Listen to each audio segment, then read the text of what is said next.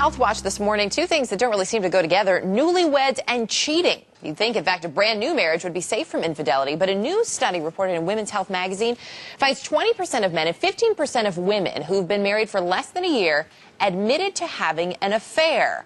Why and how does it happen? How can you prevent it? Dr. Bonnie Eaker-Weil is a relationship therapist and the author of several books on infidelity. Her latest, Financial Infidelity, comes out the 31st. Great to have you with us this morning. Thank you. I have to say, what's amazing to me, those numbers, 15 and 20% of women and men, respectively, under 35. The numbers are actually rising, but we have to point out, these are people who admit it. So what do you think those numbers are really like in terms of cheaters? I would say it's probably more than half, because you know what happens? There's such a contrast and a letdown. Here you are in the honeymoon stage when you're engaged, basking in those hormones and feeling so wonderful, and then all of a sudden, smack, you go into a power struggle.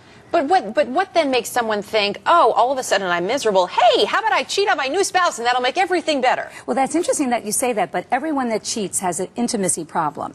And actually, if you think about it, infidelity is not about a decision-making process, but monogamy is a decision to stay faithful. And if you're having an intimacy problem, you're not thinking clearly. Why there are more newlyweds cheating?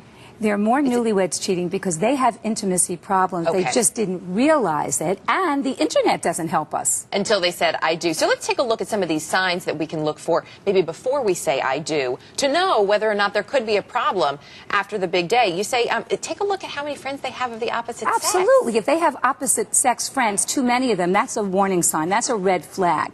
Also, are these friends cheating? Also, does your partner drink too much? Because that's a dopamine high, and when that's over, then they go to adultery, which gives you a high. So you're saying somebody who's a big drinker or who may have other abuses, then this is just another sign of abuse, perhaps? Yes, because they're looking to self-medicate, and adultery is a high. It's like a narcotic love drug, actually. Okay. And also the internet, you know, is a sign. And I tell people to look at the cheatogram, which is a family tree, to see three-generationally what is the family doing. Is adultery part of that? And what is the belief of your partner? Do they think it's okay? Well, and that's the most important thing, is whether or not they think it's okay, because obviously if they're doing it, and you mentioned the family history, which brings up an important point. For a lot of people, they may look at this and say, okay, well, if I think somebody's going to cheat, maybe I should just say, forget it. Can you change a cheater? Absolutely. I have a 98% rate of couples that stay together, and my parents stayed together, and my father cheated.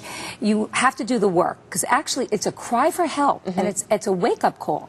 It's a dysfunctional attempt to try to stabilize the relationship. It's interesting that I feel like all this stuff always comes back to communication, which is, of course, the most important thing, one of the most important things in a marriage. Bonnie Eaker-Weil, great to have you with us. Thank you so much. And I know there's a lot more in your new book, Financial Infidelity. Thanks for being here this morning. Thank you so much, Erica. And for more healthy marriage tips, including a little bit more information on that old cheatogram, head on over to our partner in health coverage, WebMD.com. Search for Happy Marriage. We have some tips on our website as well, earlyshow.cbsnews.com.